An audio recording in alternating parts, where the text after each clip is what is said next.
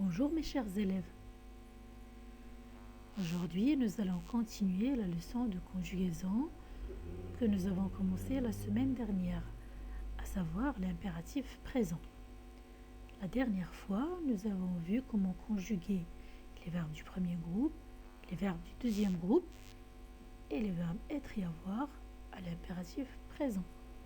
Maintenant, nous allons voir comment conjuguer certains verbes usuels du troisième groupe et aussi les verbes pronominaux, toujours à l'impératif présent. Alors, je vous demande de suivre attentivement. Observons maintenant les phrases suivantes. Prenez vos affaires. Où est-ce qu'il est le verbe dans la phrase? Très bien, le verbe c'est prenez. Quel est l'infinitif de ce verbe? Bien, c'est le verbe prendre. À quel groupe appartient-il? D'accord, il appartient au troisième groupe. Alors, à votre avis, le verbe prendre dans cette phrase est conjugué à quel temps? Très bien, il est conjugué à l'impératif présent. Qui peut me dire pourquoi? Très bien, car là, on est en train de donner un ordre. Prenez vos affaires. Et aussi parce qu'il n'y a pas de sujet exprimé. Regardons cette phrase-là. Va chez le médecin. Où est-ce qu'il est le verbe? Très bien, le verbe c'est va. Quel est l'infinitif de ce verbe? Bien, il s'agit là du verbe aller. À quel temps est conjugué ce verbe maintenant? Très bien, il est conjugué à l'impératif présent. Qui peut dire pourquoi? Très bien, car là, on est en train de donner un conseil, par exemple, à une personne qui est malade. Il n'y a pas de sujet exprimé. Maintenant, quelle est la fonction de chez le médecin? Très bien, c'est un complément circonstanciel de lieu. Pour remplacer ce complément circonstanciel de lieu, qu'est-ce que je peux employer? Très bien, on peut bien employer un pronom. Par exemple, le pronom Y, qui peut faire la phrase. Très bien, notre phrase va devenir vas-y. Qu'est-ce que vous remarquez ici? Qu'on a ajouté un S à va. Très bien. Alors, dans la phrase précédente, va chez le médecin, va n'avait pas pris un S à la fin. Mais maintenant, on a ajouté un S. Qui peut me dire pourquoi? Car c'est suivi de Y.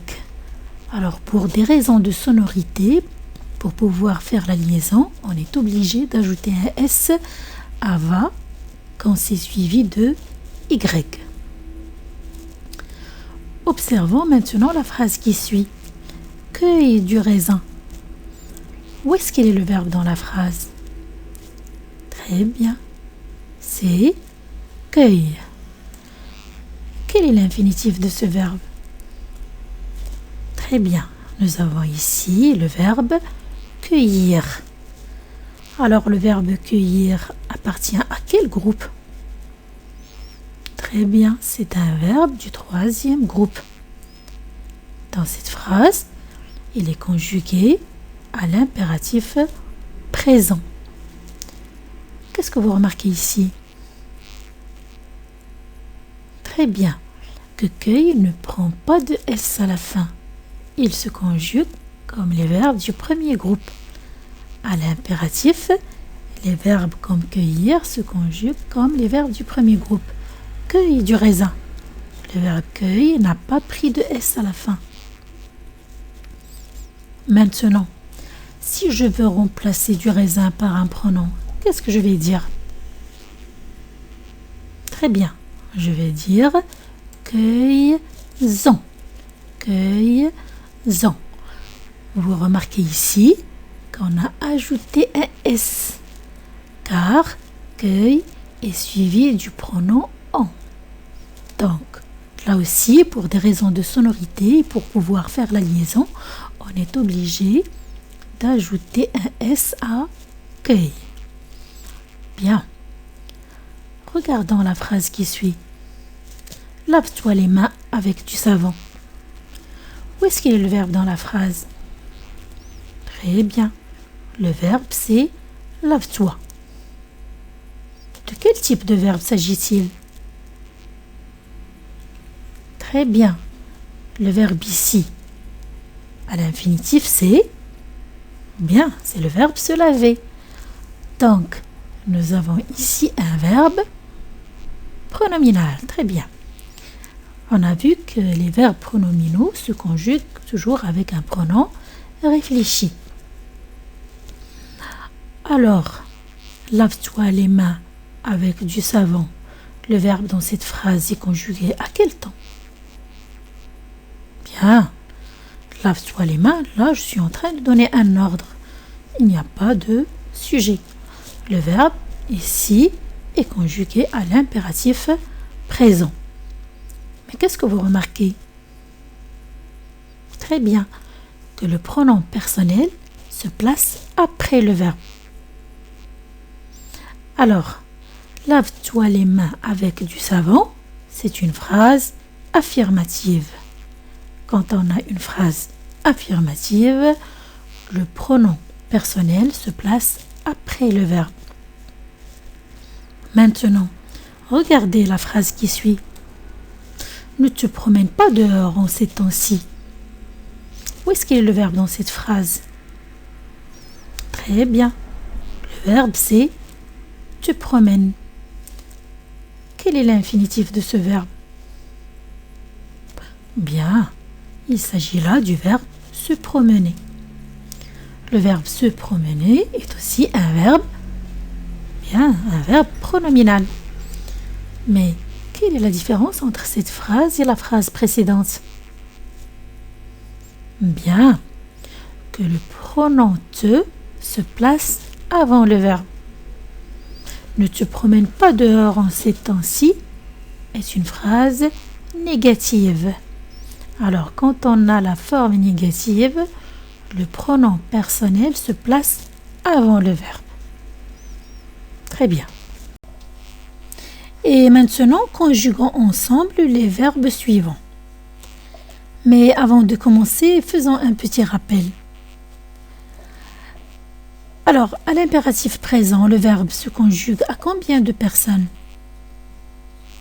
D'accord, il se conjugue seulement à 3 personnes. Lesquelles? Bien, il s'agit là de la deuxième personne du singulier, de la première personne du pluriel et de la deuxième personne du pluriel. D'accord. Commençons maintenant par le verbe prendre. Alors, le verbe prendre à l'impératif présent se conjugue comme suit. On dit prends, prenant, prenez. Vous remarquez là que le verbe prendre à la deuxième personne du singulier se termine par un S. Première personne du pluriel, ONS. Deuxième personne du pluriel, EZ. Deuxième verbe, c'est le verbe mettre. À l'impératif présent, on dit mais, mettant, mettez. Il prend les mêmes terminaisons que le verbe prendre. Donc, certains verbes du troisième groupe à l'impératif présent se terminent par SONS, EZ. Maintenant, passons au verbe faire. À l'impératif présent, on dit fait, faisant, faites. Vous remarquez que à la deuxième personne du pluriel, le radical change. Le verbe suivant, c'est le verbe aller. Pour le conjuguer, on dit va, allons, aller. Un autre verbe particulier, il s'agit là du verbe savoir. Le verbe savoir à l'impératif présent, on dit sache, sachant, sachez. D'accord? Maintenant, on va conjuguer ensemble un verbe du premier groupe. Il s'agit là d'un verbe pronominal. C'est le verbe se laver. À l'impératif présent, on dit lave-toi, lavons-nous, lavez-vous. Vous remarquez ici que le pronom se place après le verbe.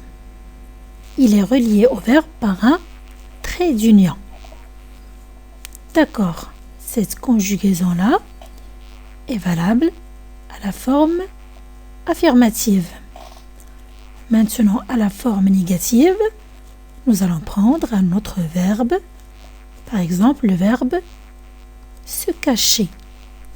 Se cacher à l'impératif présent à la forme négative, on va dire ne te cache pas, ne nous cachons pas, ne vous cachez pas.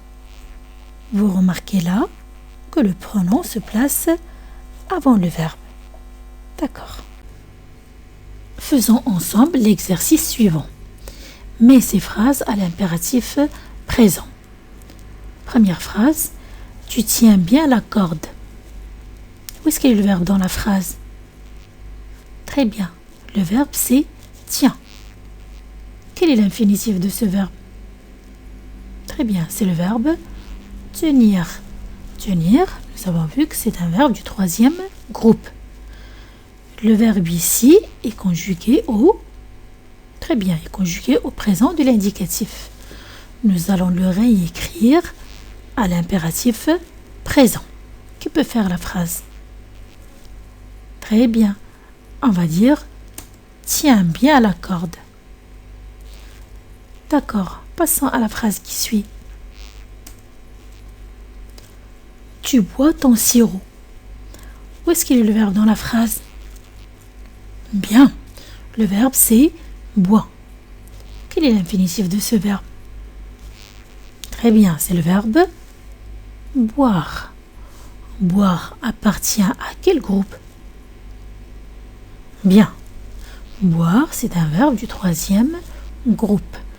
Donc, on va réécrire la phrase en conjuguant le verbe à l'impératif présent. Qui peut faire la phrase? Très bien. Donc, on va dire bois ton sirop. Phrase qui suit. Tu sais bien que tu le paieras un jour. Où est-ce qu'il est le verbe dans la phrase? Très bien. Le verbe c'est. Quel est l'infinitif de ce verbe? Bien. C'est le verbe savoir. Le verbe savoir dans cette phrase est conjugué au présent de l'indicatif. On va le conjuguer maintenant à l'impératif présent. Qui peut faire la phrase? Très bien. On va dire sache bien que tu le paieras un jour. Vous voyez bien que savoir ici est conjugué à l'impératif et que le radical a complètement changé. Regardons la phrase qui suit. Tu ouvres la fenêtre pour aérer la chambre. Nous avons ici quel verbe? Nous avons le verbe ouvre. Donnez-moi l'infinitif de ce verbe. Très bien. C'est le verbe ouvrir. Alors, le verbe ouvrir appartient à quel groupe? Très bien, le verbe ouvrir appartient au troisième groupe. Alors là, le verbe est conjugué au présent de l'indicatif. On va maintenant le conjuguer à l'impératif présent. Qui peut faire cette phrase? Très bien. On va dire ouvre la fenêtre pour aérer la chambre. Qu'est-ce que vous remarquez ici? Très bien. Que le verbe ouvrir, quand je l'ai conjugué au présent de l'indicatif à la deuxième personne du singulier, il a pris un S. Mais quand j'ai réécrit la phrase à l'impératif présent, le verbe ouvrir n'a pas pris de S. Donc, je rappelle, le verbe ouvrir, c'est comme le verbe cueillir. Donc, ouvrir, cueillir, offrir, etc. se conjuguent comme les verbes du premier groupe à l'impératif. Ils ne prennent pas de S. Maintenant, regardons la phrase qui suit. Tu mets ton masque de protection avant de sortir. Où est-ce qu'il est le verbe dans la phrase? Très bien, le verbe c'est mais. Quel est l'infinitif de ce verbe? Très bien, c'est le verbe mettre. Alors, tu mets ton masque de protection avant de sortir. Le verbe est conjugué à quel temps? Il est conjugué au présent de l'indicatif. Là aussi, on va réécrire la phrase en conjuguant le verbe à l'impératif présent. Qui peut faire la phrase? Très bien. On va dire mets ton masque de protection avant de sortir. Très bien. Et maintenant, faites comme l'exemple qui suit. L'exemple est le suivant. Vous devez vous lever. À l'impératif présent, on va dire levez-vous. Tu dois te coucher. À l'impératif présent, qu'est-ce qu'on va dire? Très bien. On va dire couche-toi. D'accord. Phrase suivante.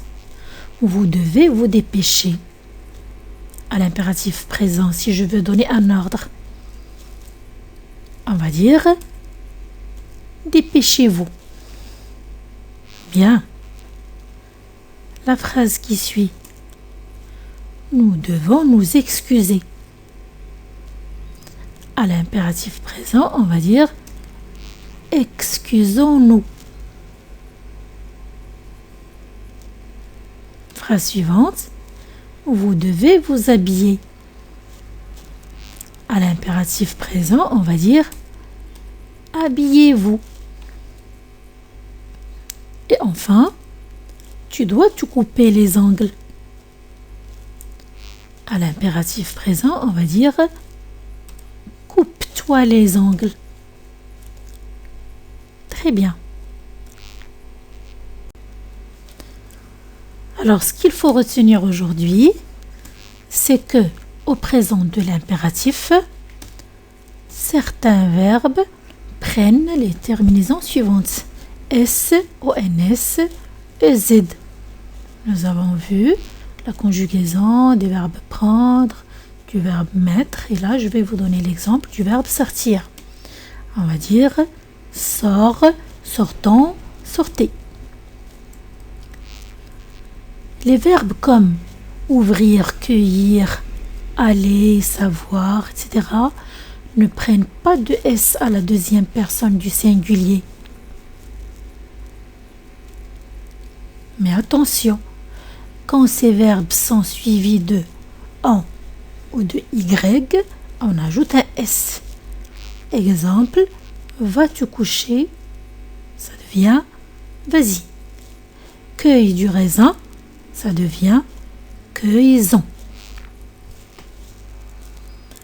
Pour les verbes pronominaux, le pronom personnel est placé après le verbe et lui est relié par un trait d'union.